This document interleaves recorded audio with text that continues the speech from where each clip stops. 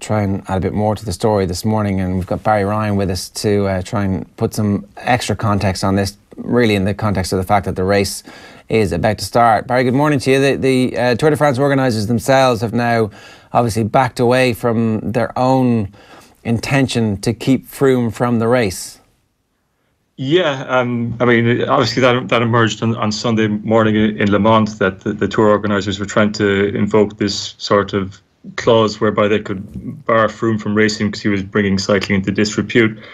It now seems that they started that process 3 weeks ago, and in reality, I think they were doing it because they just wanted to force a decision from the UCI and WADA one way or another before the Tour de France began.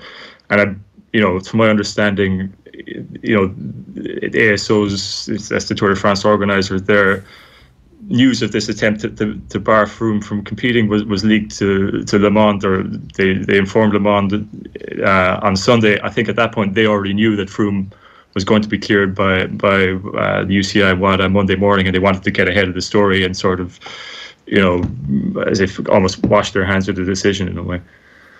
That's pretty interesting. It seems to me like there's a massive power struggle going on here between the various stakeholders to actually try and establish who is in charge. I know Floyd Landis has been pointing out that there's symmetries between the timings from when he was banned and from the amount of time from when the UCI eventually cleared Chris Froome to race in the race as well. Is there a massive tectonic political plates shifting here as well, that Froome is being used somehow as a pawn between the UCI and the tour organisers?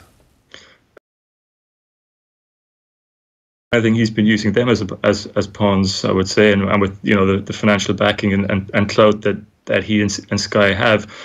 But certainly, yeah, I mean, there is this complex relationship, that has existed in cycling for years, whereby the biggest, the one event in the sport, Tour de France, is bigger, economically and in every other way than the rest of the sport put together, in a sense. So there has always existed this tension between Tour de France organisation and the UCI that might not necessarily exist in a lot of other sports.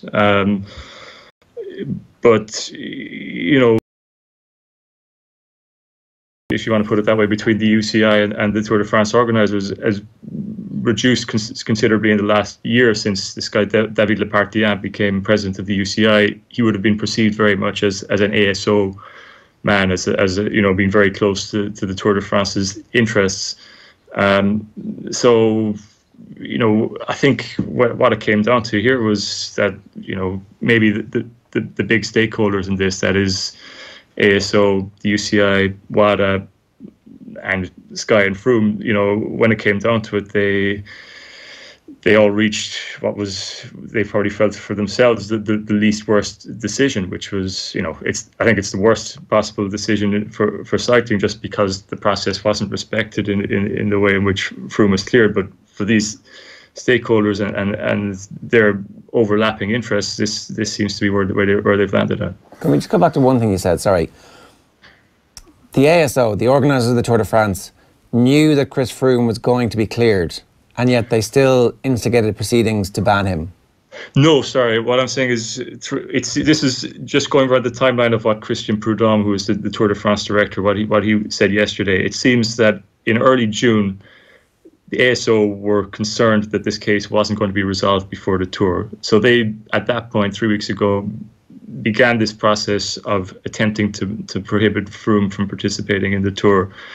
In that, in turn, seems to have accelerated the justice process, if we call it that, of the UCI's anti-doping tribunal.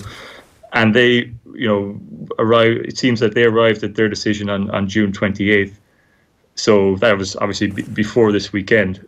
News of ASO's attempt to block Froome from participating in the Tour entered the public domain on Sunday, and I think that was essentially the Tour de France organisation saying, "Well, listen, we tried to, we tried to put our stamp on this, or to make some effort to they essentially wanted to get ahead of the story." I think if it had been that Froome had been cleared last week and ASO hadn't, or Froome had been cleared today or yesterday, sorry, and it had seemed that ASO hadn't really attempted to do anything one way or another to prevent him from racing. It would have been maybe a bad look for ASO, I guess.